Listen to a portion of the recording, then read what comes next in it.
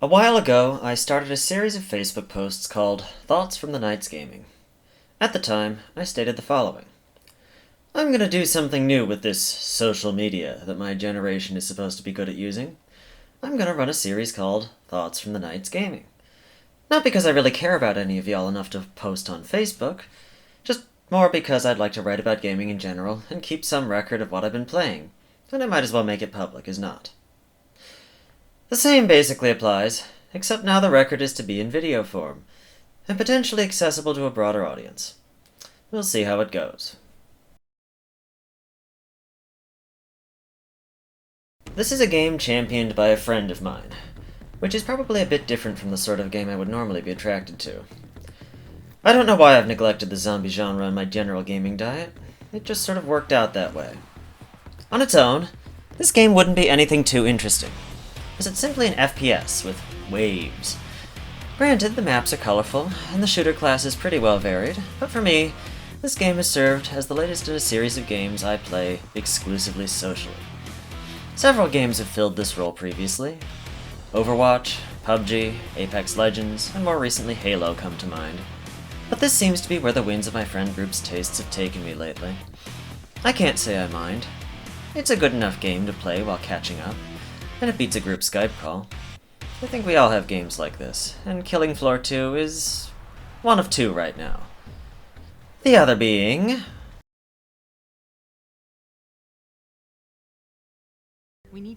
I didn't play this one online today. I started the campaign. For the first time. Hard as it may be to believe, I am one of the few gamers on this earth that never played Halo Combat Evolved on the original Xbox, or PC, or Macintosh. While others in my middle school were running around swearing their loyalty to the cult of Xboxia, I was perfectly content playing Metroid Prime and... probably Train Simulator, to be honest. That cult of Xboxia thing isn't a joke either. They drew up 10 commandments and everything. If only I had taken a picture of that piece of notebook paper back then. Still, I never acquired an OG Xbox till college. Long into the Xbox 360 era. I never played Halo until this very night. So I do feel like I've missed out on the nostalgia factor surrounding these games. I don't feel Frisian when the main chorus begins, nor have fond memories of linking two Xboxes together with a long network cable to play the missions co-op on separate TVs. I can only comment on it as another shooter in this day and age, and, well, it's slow. That's the most noticeable thing. I know. It basically invented the twin-stick aiming approach to FPSs on console, but it's just clunky by modern standards.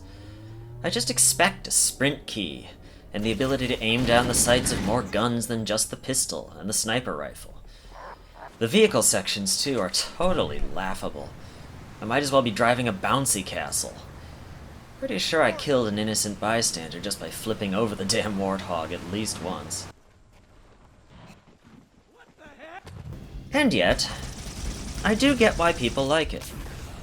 It's well-paced, and the marooned on an alien planet story is reasonably well executed. Cortana is instantly likable, which oddly makes you more invested in the story generally.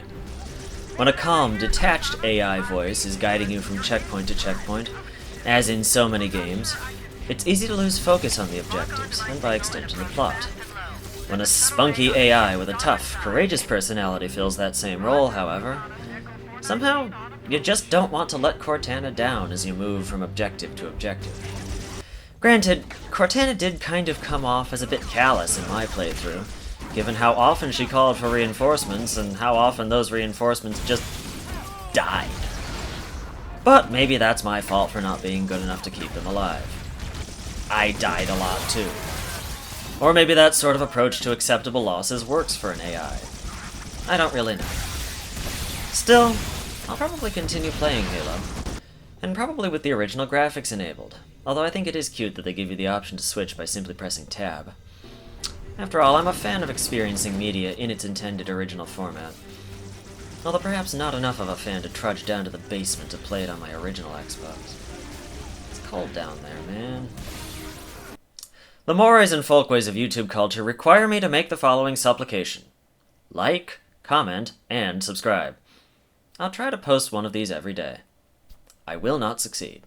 You have been warned. Manage your expectations accordingly.